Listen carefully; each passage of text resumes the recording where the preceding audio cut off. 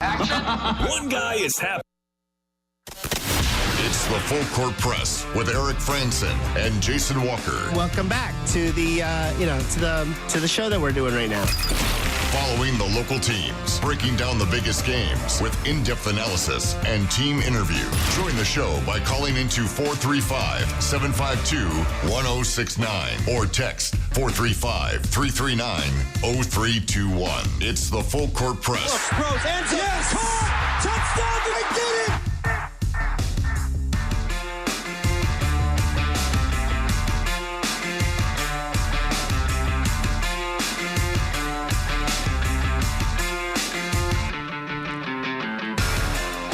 Good afternoon, everybody. Welcome on in. Hour number 2 of the Full Court Press. Eric Frandsen, Jason Walker, 106.9 FM, 1390 AM, streaming on 1069thefan.com and the 1069 The Fan mobile app.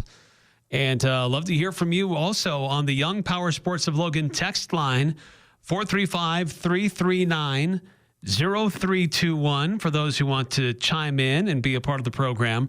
Last hour, pretty much exclusively talking about these quarterback rankings throughout college football, spending a lot of time on those ranked from the Mountain West. And a lot of the quarterbacks in the Mountain West, tier 6 and 7, the bulk of the Mountain West Conference quarterbacks were on the bottom of quarterbacks ranked in college football. I don't think that's necessarily unwarranted. There's not a whole lot of great quarterback play, even at the top end. Like, I think they've overrated some of at least Maddox, I think they've overrated, unless he takes a big step forward this year, but he has to meet the ranking they've put on him.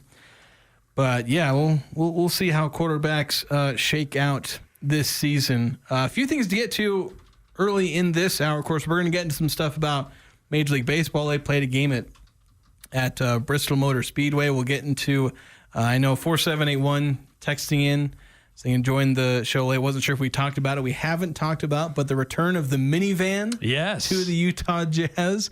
We'll get to that. If you don't know what we're talking about when we say the minivan. And I think the timing is perfect.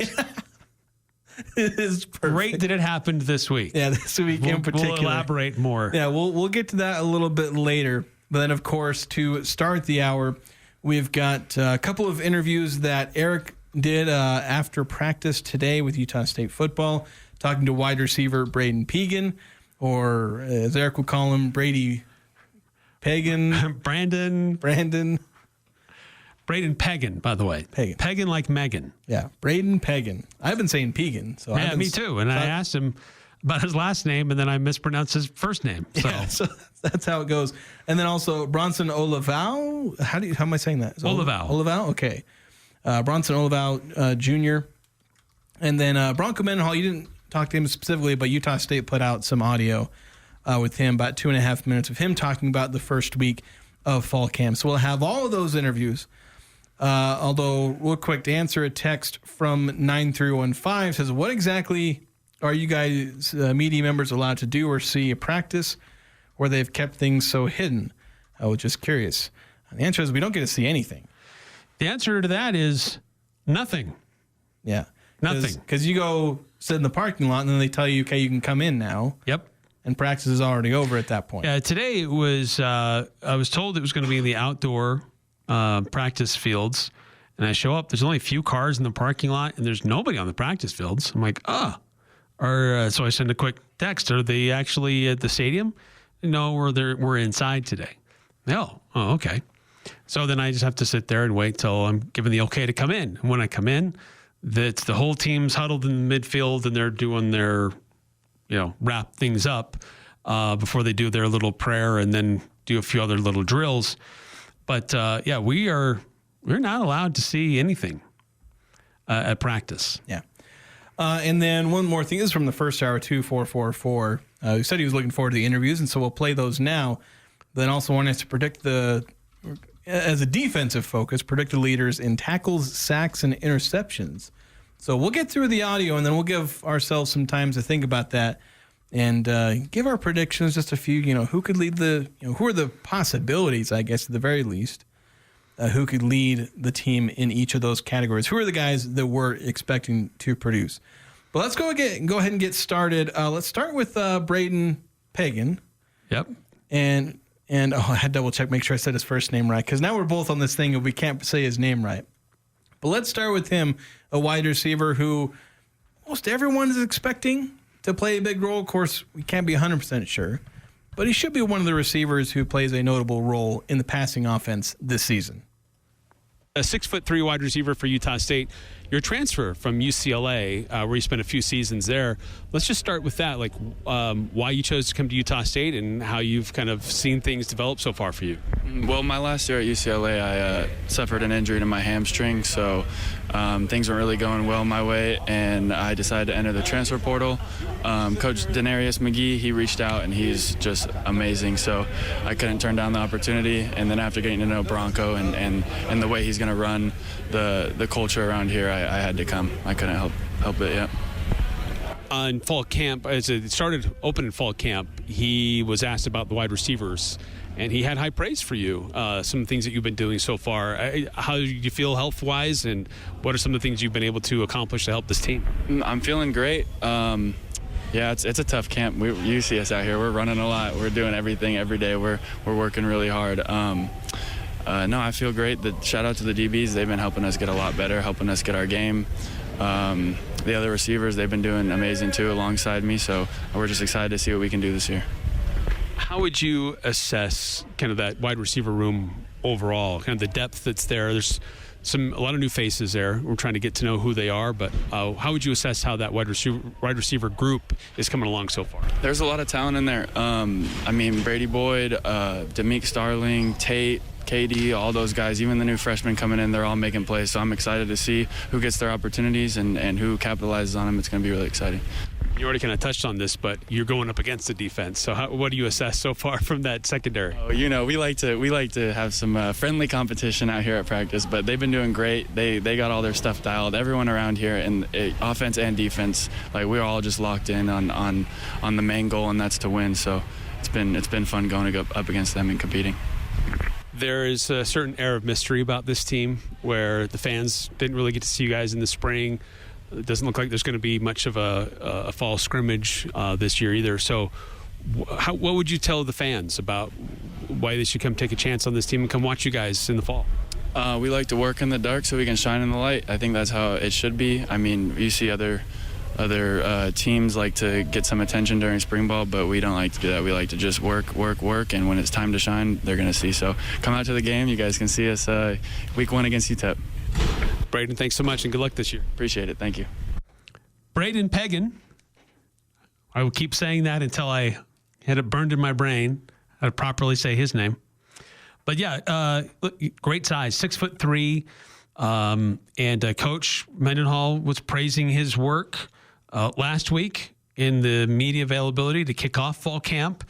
Now, granted, I haven't been able to see anything to see what he looks like on the field, but there are some good reports about what he can bring to Utah State. Here's a guy at UCLA who was buried on the depth chart his freshman year. He had an injury, didn't have a chance to really see the field, and is trying to find a fresh start.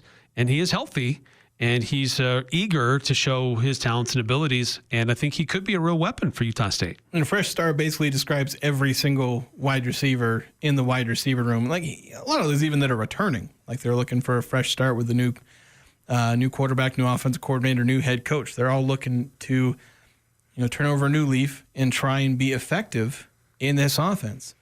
And they've got a good range of size, talent, speed, all those kind of things. They've got a good range in that wide receiver room, a good diversity of different kinds of skill sets. But overall, I think pretty decent size, and Braden Pegan is a big part of that. Yeah. But let's shift over to the defense. You had a chance to talk to Bronson Olevao Jr. Yes. Who should be one of the top inside linebackers for the defense this season. So let's hear it from him. Bronson Olevao, linebacker for Utah State. First, I want to start off with you're on a couple of watch lists, notable for your service in the community. The Werfel watch list, also the AFCA Good Works team. What are some things that you've been doing, and how does that make you feel to be on those lists? I think the first opportunity that comes is with being a student athlete in general, and also being on this team. A lot of opportunities for us to serve. We're out in the community. Our coaches are very active, so it draws us players. It draws me. It draws my linebackers. It drives everyone to be out in the community and serve. Also, I'm on the SAC committee with the student athletes, with other athletes of all sports, but me and another offensive player, we're on the SAC community, the SAC council. And so we're able to kind of just be involved with not just the community, but with the university in general. So being able to go out, being able to help others, service projects, going to food banks, being able to just even help little kids, hold little camps, do things like that, where we're always involved, and we're just always able to be an example or a light to the community here. I want to touch on that being an example. You're one of the few guys returning that has some meaningful snaps for the team last year. Just how have things gone with your role kind of as a leader, somebody who's been involved before, so many new faces, so many new players, and it's a new system for you too. I think first off, the camaraderie. I want to just note the camaraderie of this team and the defense, both offense, and then just putting together this team where we're able to execute at a high level. Yes, a lot of new faces on the staff, but this staff really cares about us, and Coach Mendenhall has shown that. And through this process of going throughout spring, throughout summer, we've done a lot of hard stuff. If you talk to anybody on this team, this program's different, and we're holding ourselves to a higher expectation, a higher standard. So what you can look forward to this upcoming year is a violent team, especially on the defensive side, but also a team where all 11 hats, both on both sides, can execute at a high level, and we'll be able to make plays and make a run in this conference. So. How would you assess the linebacker group, how it's coming along so far? We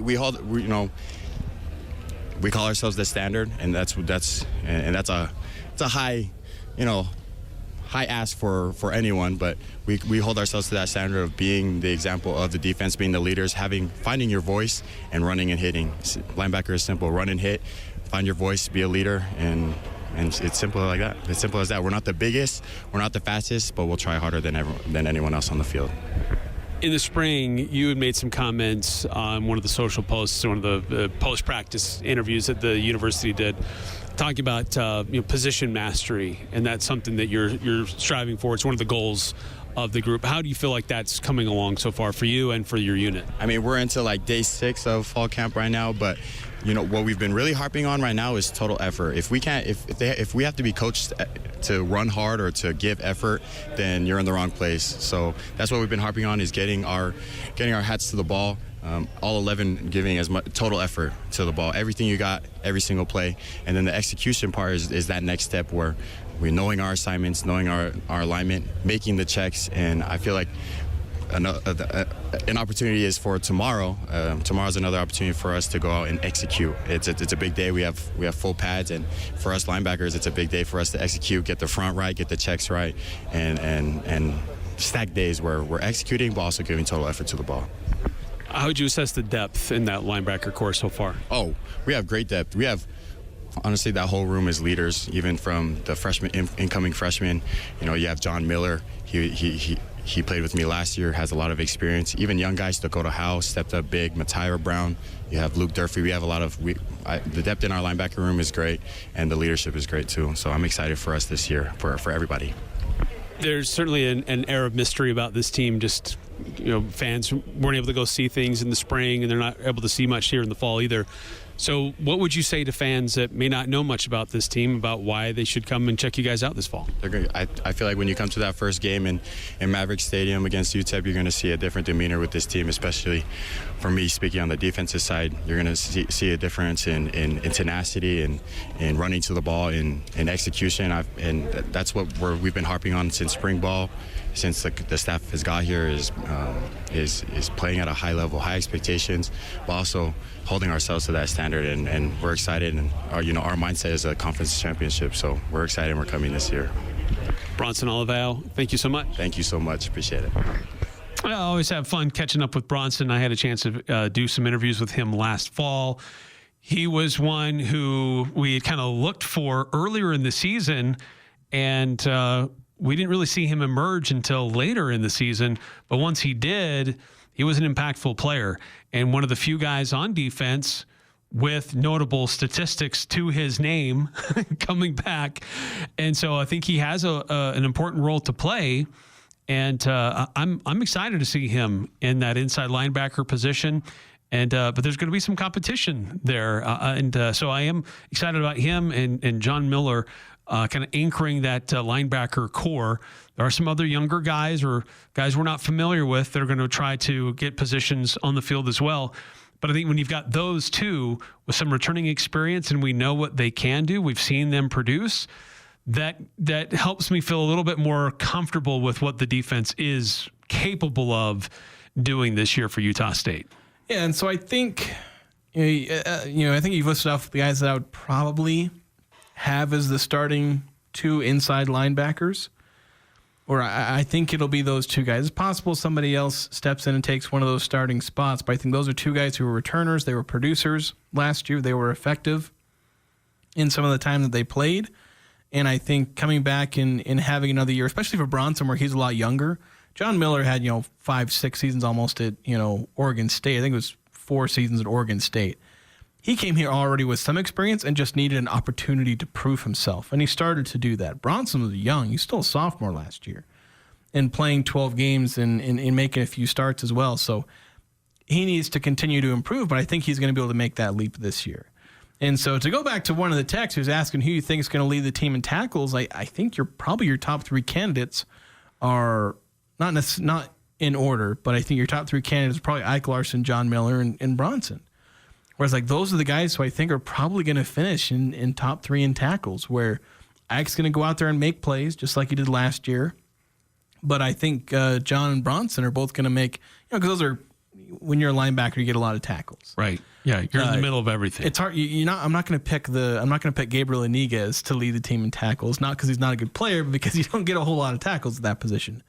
But I think you look at those linebackers and you look at Ike, those are guys who I think are going to make the most tackles and some of the big plays as well. And I think both those guys, both the linebackers, have a chance to make plays in the backfield, because Bronson had, 3.5 sacks, 4 tackles for loss last season.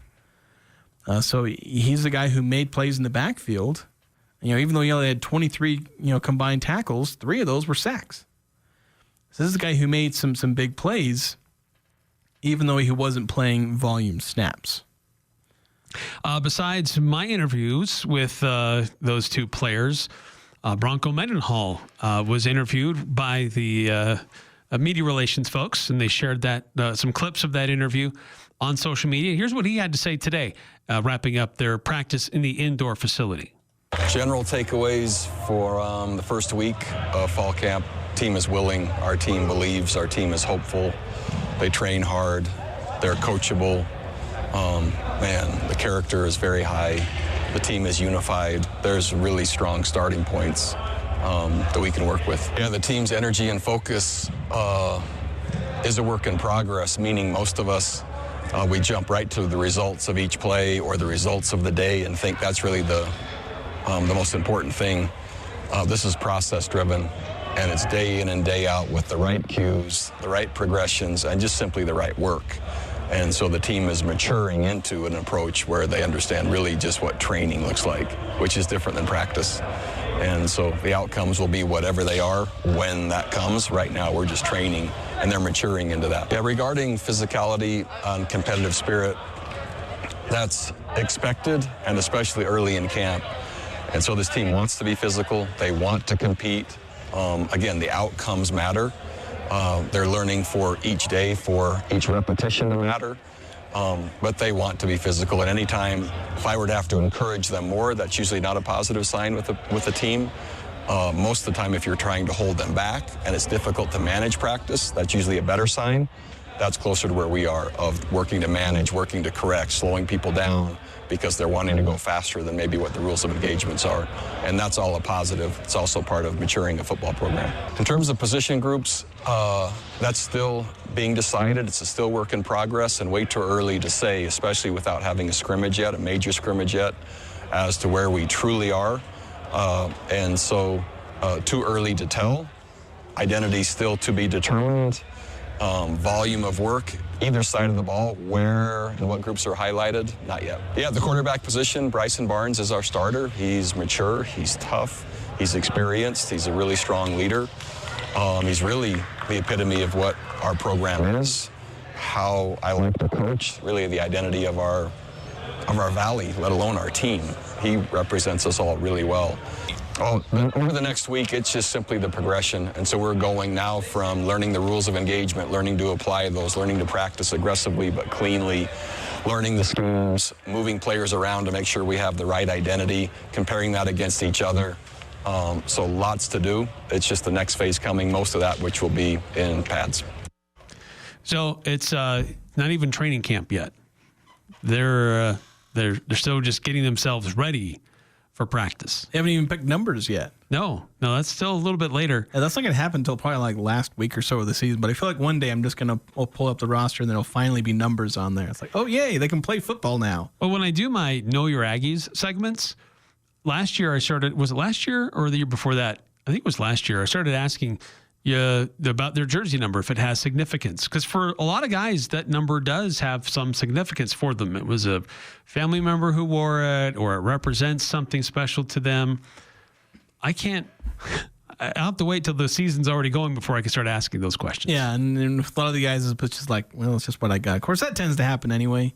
Yeah, some guys like, it's just assigned to me. I don't know. Yeah, because whatever. A lot of guys will change. I'm making it my number. A lot of guys will change their number midway through their career because they didn't get the number they wanted early on. Because when you're a freshman, you don't get the number you want.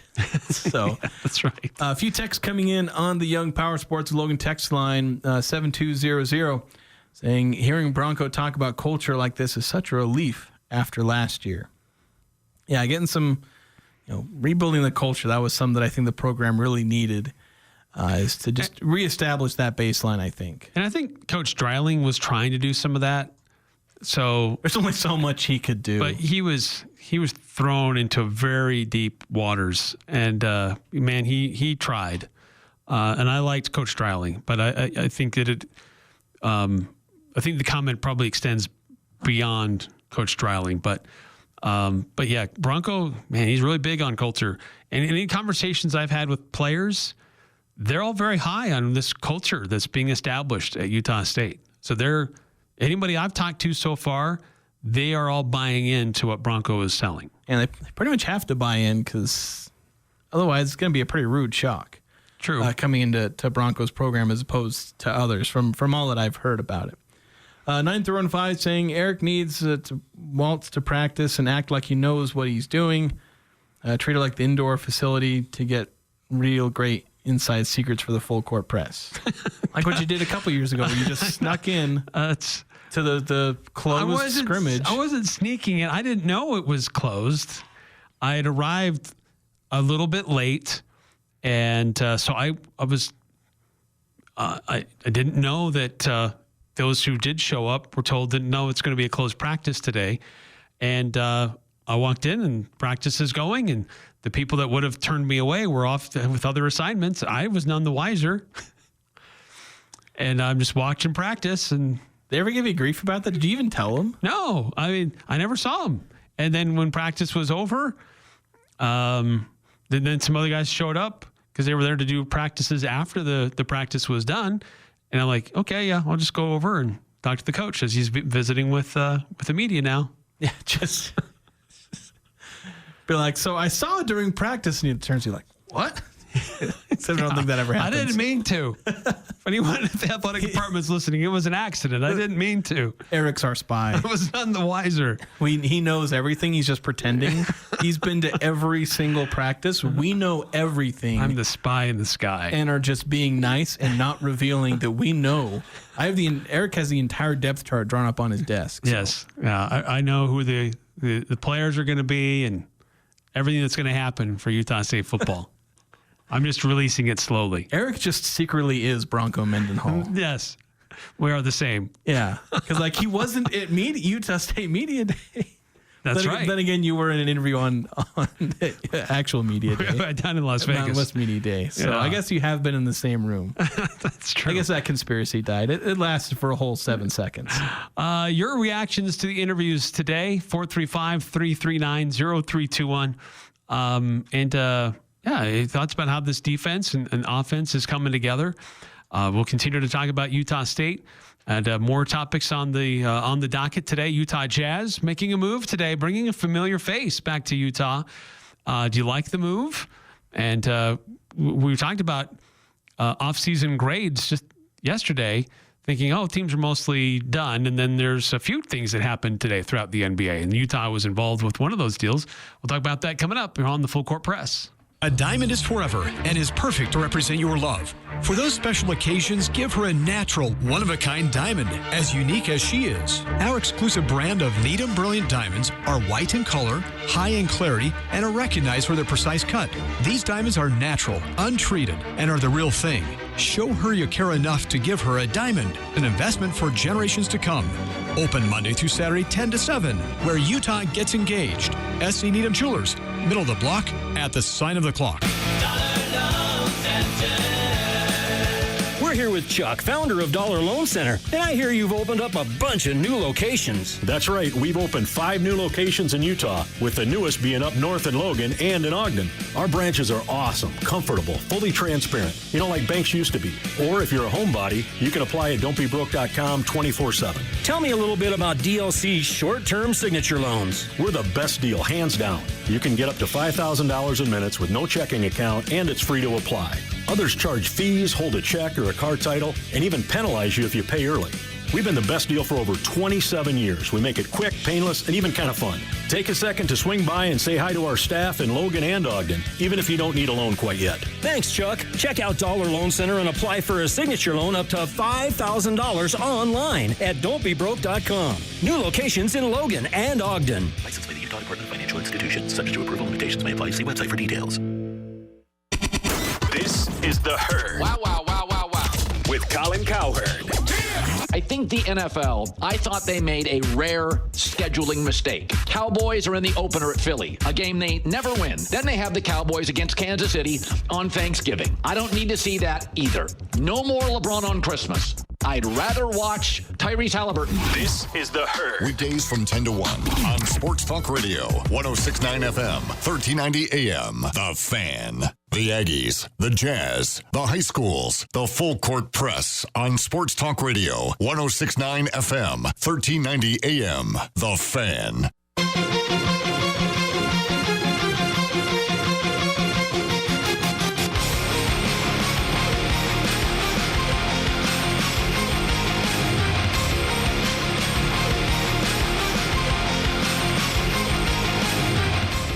Big success in the spring, and it's going to be happening again in the fall. Cache Valley's biggest garage sale is going to be coming up on September 6th at the Eccles Ice Arena. And if you want to participate in that, just Google Cache Valley's biggest garage sale. You'll find it. Details on how to register for your space. And I had a chance to go hang out in the spring when we did it earlier in June. And so we're going to do it again in September. So if you'd like a spot, hang out, sell a lot of stuff, or browse for items, you can do that. But spaces are filling up. So if you want to secure your spot now, just Google Cache Valley's biggest garage sale and secure your space today. So some news in the NBA. Utah Jazz are not done wheeling and dealing, apparently. And we got this text that came in earlier in the show. Who was it that texted in? 4781, maybe? Yeah, it's 4781. Yes. Joined the show late, so don't know if you already talked about it, but I bet Ajay is in shambles after the Jazz got the minivan back today. It's Ajay's birthday later on this week, so this was perfect timing that the Utah Jazz would find a way to bring back Ajay's favorite Utah Jazz player of all time, Georges Niang. And this was a salary dump by the Boston Celtics. The Jazz trade away a guy that probably wasn't going to play. In return, they get Georges Niang, a veteran player, and 2 future second-round picks. So Is Georges Niang going to be this super amazing player to help the Jazz? Yeah, okay. I mean, he's a veteran. The Jazz are short on veterans. Is he going to get away of some of the young guys getting minutes on the floor? I don't think so. At the end of the day, Utah still wants to develop their young guys, but you still need some veterans around them to help them understand and navigate the NBA, road trips, the preparing for a game, things like that. Georges Niang was a beloved player when he was in Utah by most. I don't know. There's a weird amount of Jazz fans that don't like Georges Niang, and I don't know why. He's a decent player. He's a stretch big, and look, he's not going to get in the way of anything. But he's a guy that most fans will still cheer for. Yeah, well, if he's on your team, you're going to cheer for him. But he's kind of in this group of guys who were here, they left, and the Jazz are trying to find a way to bring him back. There's a pretty good long list of Jazz players who have had encore performances in Jazz uniforms. Yeah, like Derek Favors did, Kyle Korver did, Thurl Bailey. Yeah, Thurl Bailey. So it's happened before. Russell Westbrook. Does that count? Derrick Rose too, I think. That's right. They traded for Jazz legends Derrick Rose and Russell Westbrook.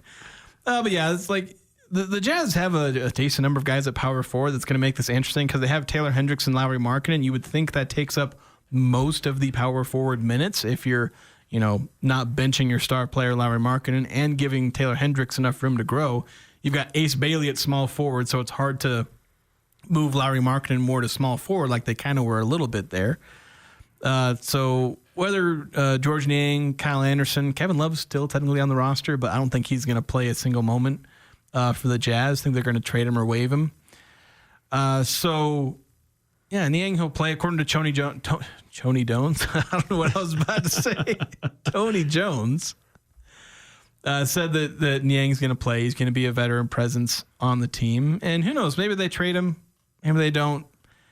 You got to have bodies on the roster. You got to have veteran guys on the roster. Last year, Niang played 79 games, averaged 21 minutes. Actually had, I think, one of his career years in points per game. Yeah, it was his highest career points per game, 9.9.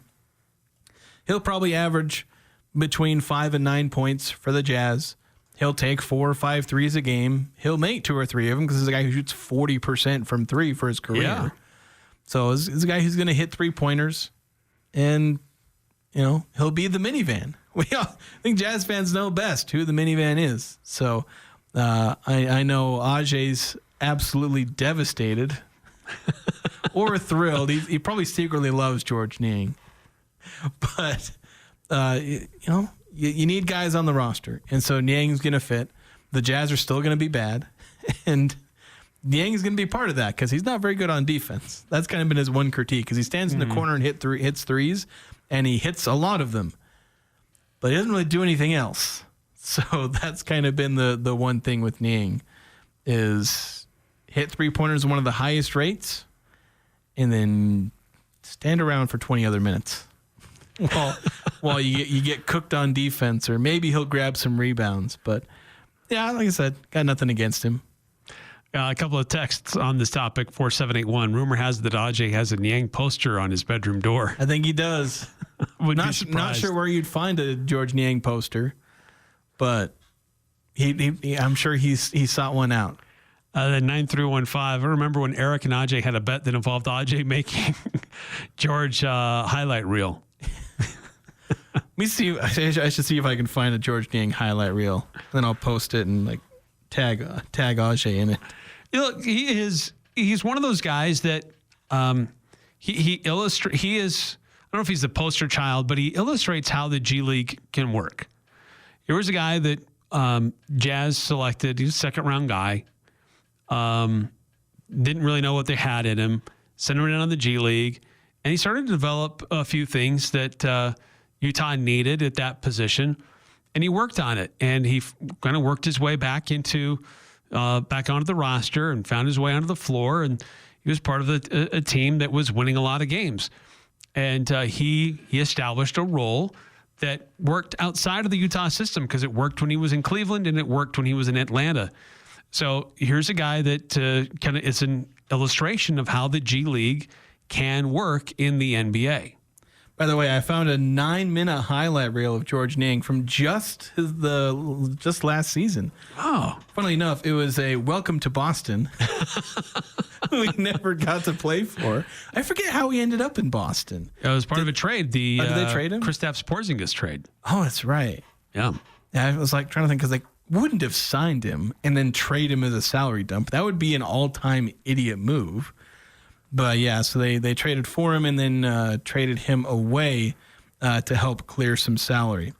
4781 on the text line saying Ajay probably has made the custom poster himself, and then saying Rudy Gobert did that, right? And yeah, it was like part of a commercial, I think, or I think they ended up selling a poster or painting or something like that of him, where it's that painting of famous painting of Napoleon on his horse doing the whole rear the horse back on two legs, and he like photoshopped him on the horse instead. And I think they ended up selling an autographed version or giving it away or some contest. I forget exactly the details. I think I wanted to try and win it because it was a pretty cool poster of Gobert. I think there were some other ones they did of different famous paintings, probably all French ones, where he photoshopped himself in there. So that's funny. But yeah, Gobert did that where he custom made posters of himself. Sure, Ajay made a custom poster of Georges Niang. Georges Niang dunking the ball like the 2 times Niang has ever dunked the ball in a game. Well, you need to make sure you share that highlight reel and tag Ajay on that. Yeah, I'll do that. Because it's Ajay's birthday this week. We got to make sure he feels special on Friday. And this is one of those special gifts that we can share with our good friend Ajay. Watch the Jazz cut Niang on Friday. Then it'll make Ajay truly happy. How did he make that happen? Yeah, he's gonna make some calls. I need you to cut him now. This can't be. We can't keep this going while I'm still a fan. So look, there was a few other moves today in the NBA. Nothing really significant. Some two-way guys getting some contracts or extending some veteran guys, mid-level exception type things. But this is. Utah used that player exception through the John Collins deal to make this happen, to take on, because the Jazz gave up hardly anything to get a player who had like $8 million salary and 2 future draft picks on a guy that probably isn't even going to play in the NBA. Yeah, it's a guy they signed as like an undrafted free agent or 2. I forget exactly what. R.J. Lewis. Yeah, Jr. R.J. Lewis's deal was. But yeah, he didn't even play a ton on Summer League, I don't think. So like this is just true salary dump for the Celtics, and the Jazz get 2 first-round picks. So basically the stuff that they had to give away. Second-round pick, excuse me. Basically the stuff they had to give away to get rid of Colin Sexton and John Collins, they got that back by taking on the minivan. Yes. 7854 weighing in. Jason is totally missing the point here. Niang is not here to be a scorer, rather to be a leader. Let's give him some love. You can't stick around in the NBA for this long as you have if you don't have some talent, and you're getting 2 second-round draft picks out of the deal. Yeah, I think you're right. He is here to be a leader. He's here to be a veteran presence, and I think I noted that. But yeah, he isn't here to be a scorer.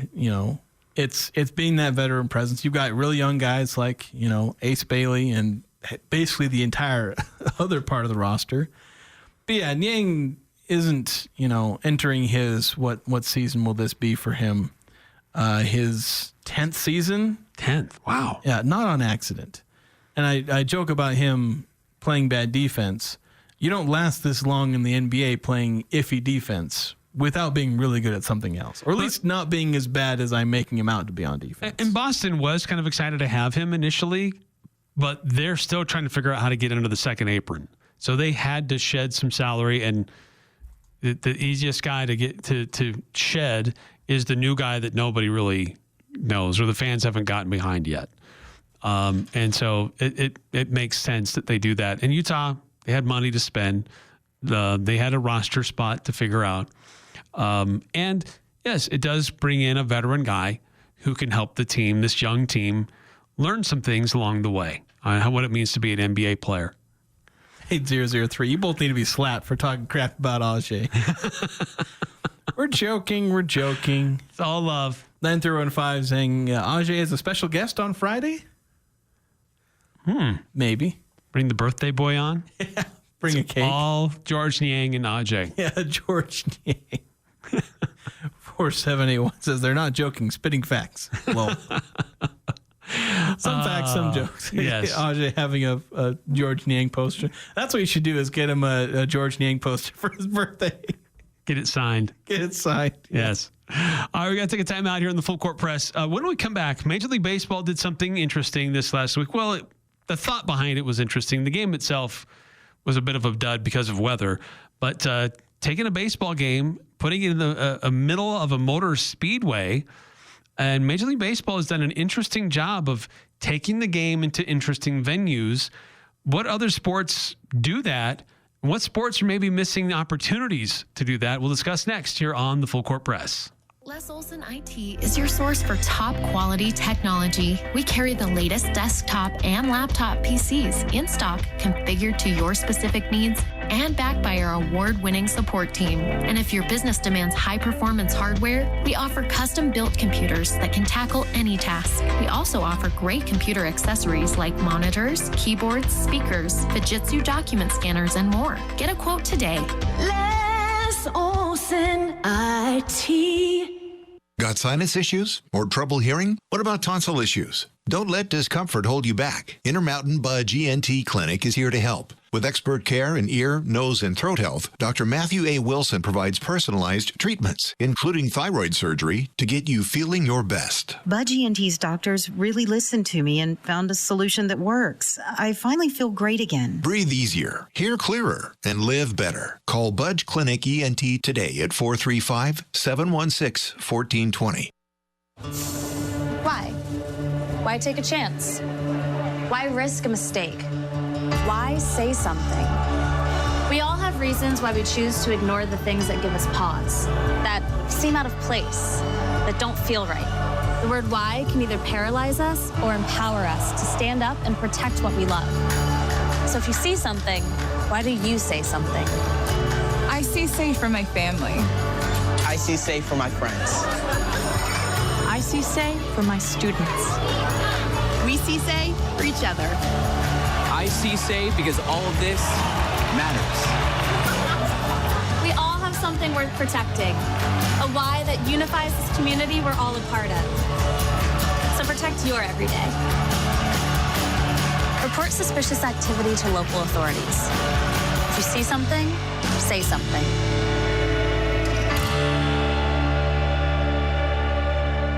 Following the local teams, it's the Full Court Press with Eric Frandsen and Jason Walker.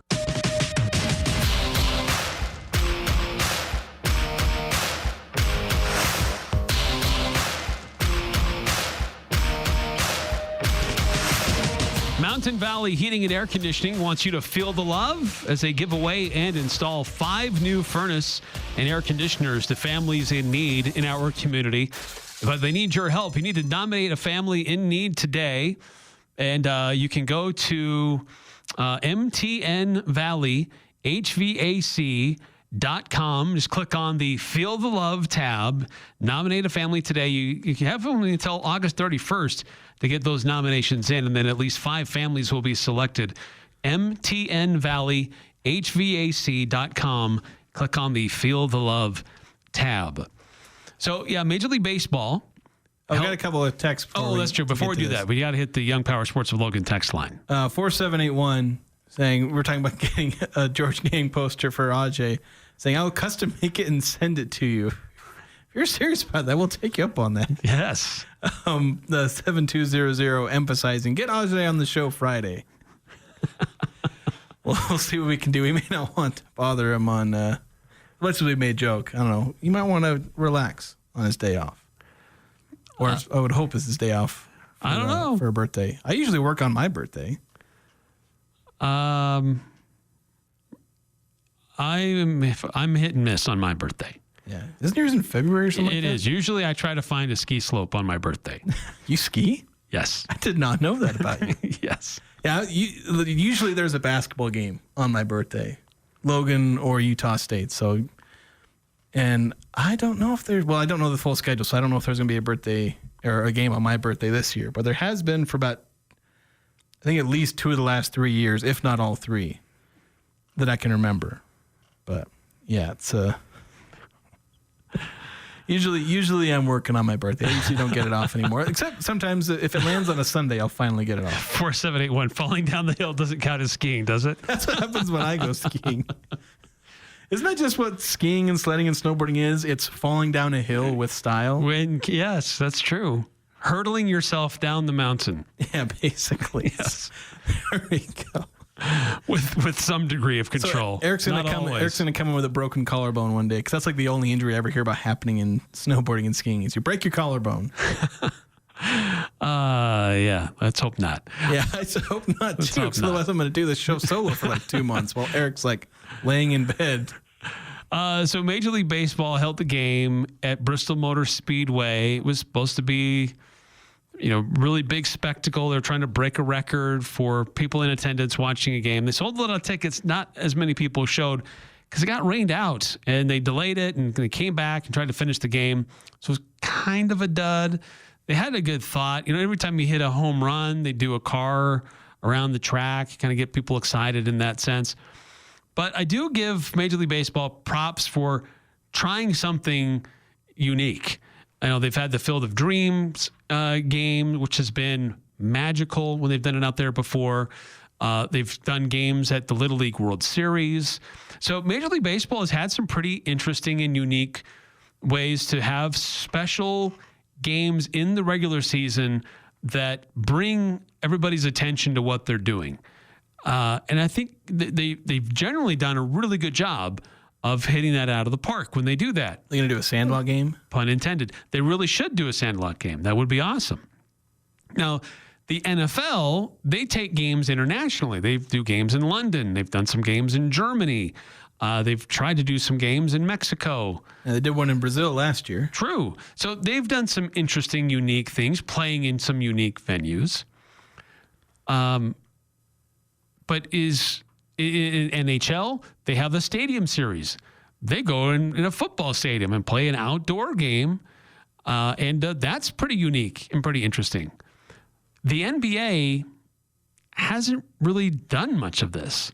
They had one game a few years ago. They went to Butler to play the game in their arena because it was the anniversary of Hoosiers, if I'm not mistaken, the old movie, because the high school state championship game was filmed in that arena, and it was supposed to be an ode to, the kind of the heartland of basketball in America. But the NBA really hasn't done much of that, and I think they're really missing an opportunity. And I think they could probably manage some international games, maybe. It's trickier because travel's harder because there's less time for travel. With the NFL, it's not too hard. You get a full week to pick when you're going to travel. You usually just do it early in the week.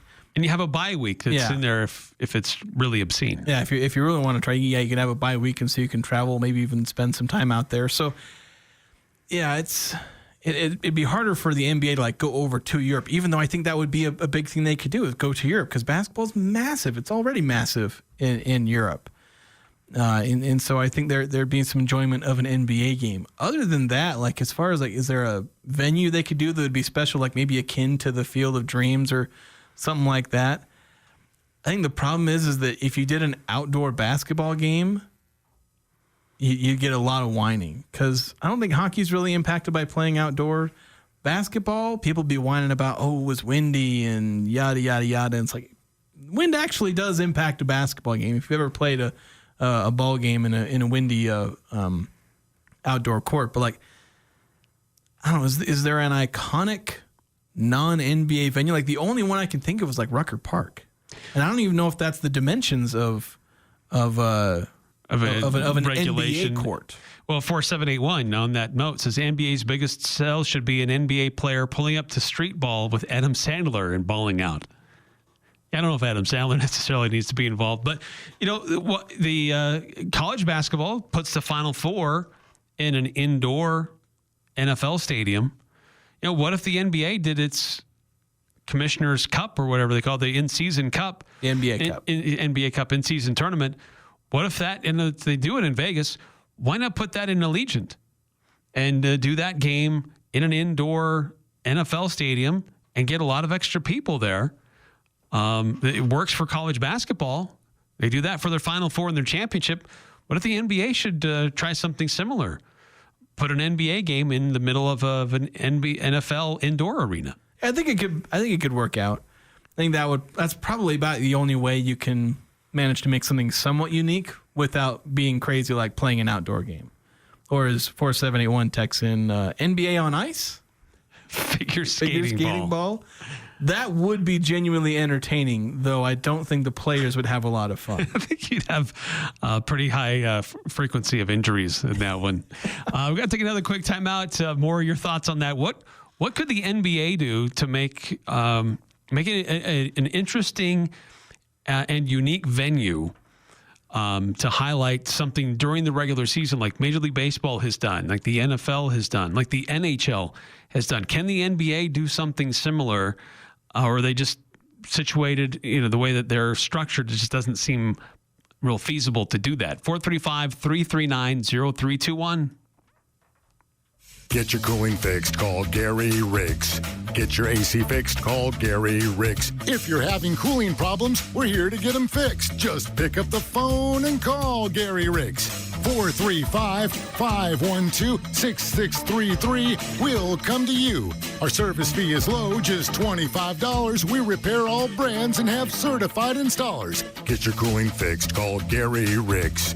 Get your AC fixed, call Gary Riggs. Get ready, Cache Valley. It's time to clear the clutter and cash in at Cache Valley's biggest garage sale, Saturday, September 6th from 8 to 3 at Eccles Ice Center parking lot. Sign up today and sell your tools, toys, furniture, and vintage treasures at one massive outdoor marketplace. Open to individuals, families, and businesses. Space is first come, first served, so sell your stuff and make some cash. For details, sign up, and payment information, go to CacheValleyGarageSale.com. That's CacheValleyGarageSale.com. Sponsored by DD Auto Salvage. More than just metal. A self-service auto parts yard. Metal recycling, junk car pickup, plus bins and on-site drop-off. Right now, the Dan Patrick Show. Dan Patrick. I think this is the end of the dynasty. They had a great run. I don't know, is Draymond back? Is Jimmy Butler back? That whole transition of those young players kind of moving in and taking the baton never really materialized. Where do we fit in? If you're Golden State, where do you fit in if you're the Lakers? Everybody trying to get younger? The Dan Patrick Show. Dan and the Danettes and you. Weekday mornings from 7 to 10 on Sports Talk Radio, 106.9 FM, 1390 AM. The Fan. The Aggies are number one here. The Full Court Press. Connect with us on Facebook, Twitter, and online at 1069thefan.com.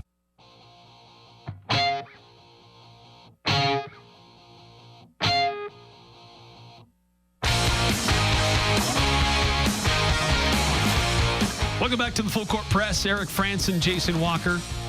435-339-0321. Very active text line this afternoon. It's awesome. Love the suggestions, all the talk about Georges Niang earlier. The text line gets active when we start talking smack about Ajay. Or when Ajay comes on, you get all the love. So. That's true. 7854 texting in. Didn't college basketball do a game on an aircraft carrier? Yeah, they did. We were talking about during the break. It was Gonzaga against somebody else. I suddenly couldn't remember who they played, but I'm pretty sure Gonzaga was involved as like a really early in the season. It might have been the season debut for one or both of the teams, or some. I can't remember, but yeah, they played outdoor on an aircraft carrier, which is pretty crazy. Very crazy.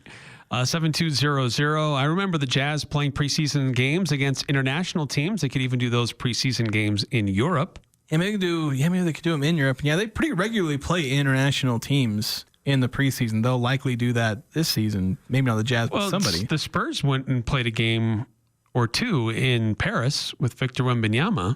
Was that just last year?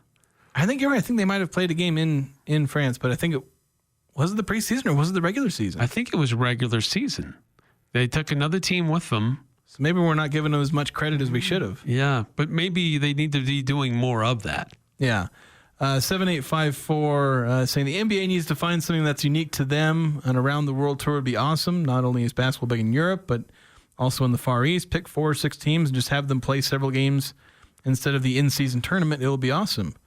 Or you could do the NBA Cup internationally. Just section off a part of the season. Like I've always been saying, like don't play the NBA Cup because they're trying to emulate soccer tournaments where like you kind of sprinkle them throughout everyone's season regularly. But like just section off, say, all right, it's NBA Cup time.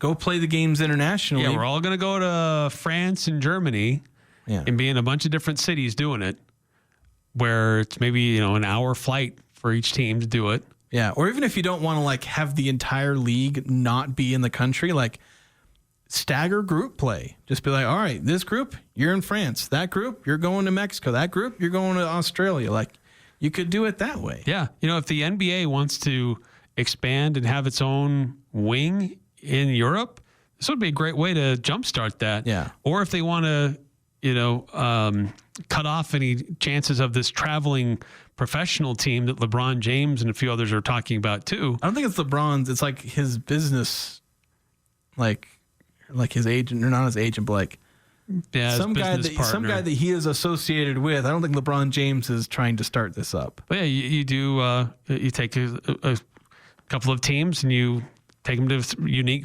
places around the world. Yeah, but I think maybe a good to start expose them to NBA players and NBA basketball. Yeah. I think a good start may just be like have the NBA Cup final internationally. Start small.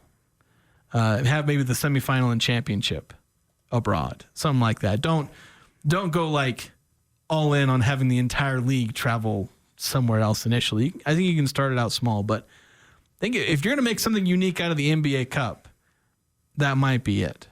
Because I know Adam Silver wants to make it a thing, and he wants it to be just like all the soccer tournaments that people care about, like the Champions League and all that. But you're going to have to get creative to get people to care about that. Yeah, I know your owners might be upset about not having games in their venues where they get to sell tickets and concessions, but it's about growing the game internationally and international TV partners and other opportunities like that.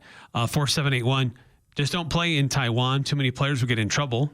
Yeah, that would cause some issues. Also, a traveling team, isn't that what the Globetrotters are for? Yeah, but the Globetrotters don't play serious basketball. That's not what the Globetrotters are. They're there to be an entertainment product, and basketball is tangentially involved in what they do. Yes, very good point. It would be, I think the in-season tournament is a great way to do something unique outside of the garish courts that they need to get rid of those things. Those things are still ugly. They never should have happened. They never should have happened a second time. Get rid of them. Like, nobody likes them. They're ugly. Please stop. Like, seriously, please stop. Yeah. Whoever genuinely thought that was a good idea should have been fired 2 years ago. We can get the idea that along with the person who came up with the Jazz rebrand.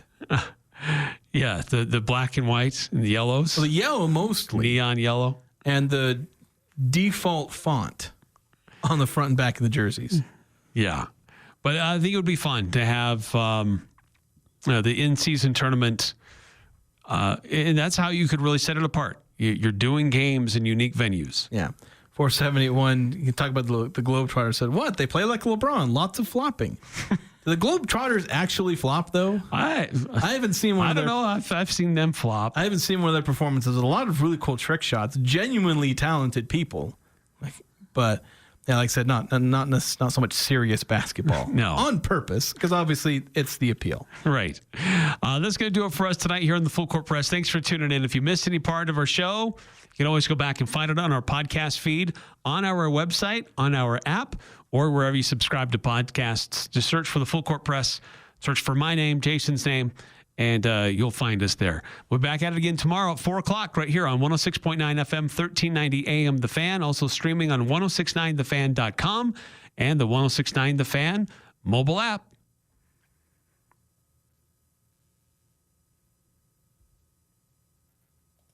The home for Sports Talk Radio, KLGN Logan, 1069